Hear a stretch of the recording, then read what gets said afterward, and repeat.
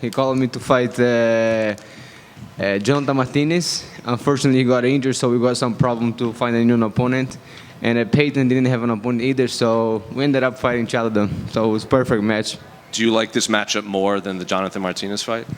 For real, for sure, because Payton has a good name behind him. He has a good hype, so I think beating Payton gonna put me in a good position in the UFC. You know, Payton has said that he's struggled to find opponents. Not a lot of people want to fight. So do I. Yeah, I was about to ask you the same thing. So do you view this as, are you surprised that they matched you up this early in your careers? Because you guys will probably have fought in later on when you guys have both made a bigger name for yourself in the UFC. Well, when two athletes is having problem finding an opponent and both is in the card, is an easy way to match them and make them fight. And I think this is a good fight for us, two prospects, and I'm very excited about it. In terms of his actual skill set, what do you make of his, abilities in the octagon? Because he's had a lot of knockouts, but then his last fight, he got out wrestled.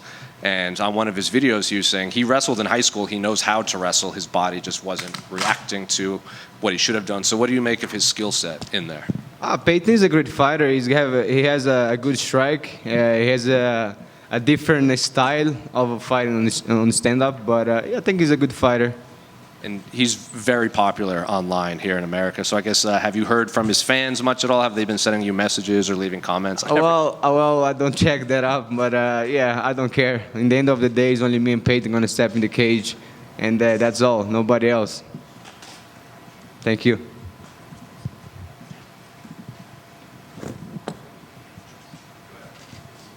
Yeah, Felipe over here.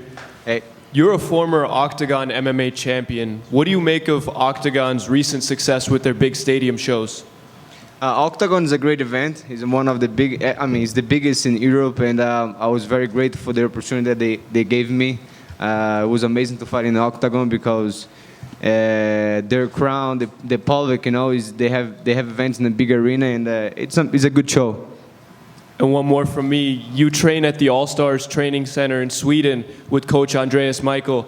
How much has Andreas helped you with your fighting and your life?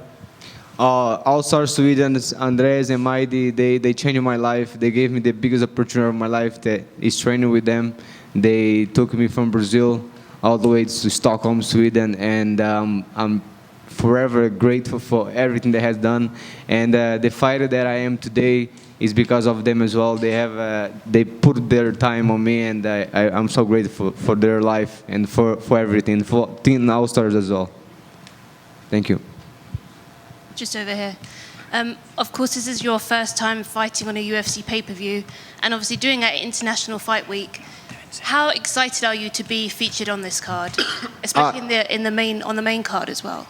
It's amazing. I mean, I'm very grateful for the opportunity, and because before I found out on Wednesday, I saw that I was going to be the third fighter of the card. So, it's going to be the third fight. There's not a lot of people in the arena yet. So, but when they told me I'm going to fight the main card, I got very, very happy because I like to fight for the public, for the fans, and I like when the arena is full, and especially in the fight week as well. Like the International Fight Week is a great card, one of the best cards in the year, so I'm just grateful for everything. Very happy. I can't wait. Does that make you more excited to put on a show on Saturday, to show the fans and to kind of put your name out there a little bit more? 100%. That motivated me to show who I am, to show who's the Jungle Boy, to bring to people to get to know who's the Jungle Boy. And how do you see the fight going down? How do you think it plays out? Well, I'm going to get out of that cage as a winner. Doesn't matter if it's by submission or TKO or decision. It doesn't matter. I'm going to be the winner in the end of the night.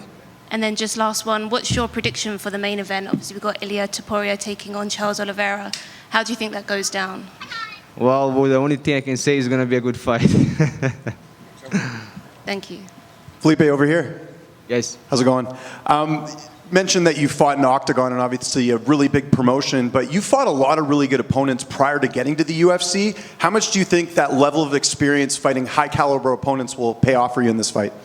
Well, as I say, as a fighter, you gotta say yes to everything. You cannot choose opponent and make your way up, So because you see a lot of fighters that didn't fight good opponents, and when they get into the UFC, they get tested and they lose the fight. So Yeah, so we're like this. We say yes to everybody, to any time. So I like to prove myself all the time, and I'm here to fight the best.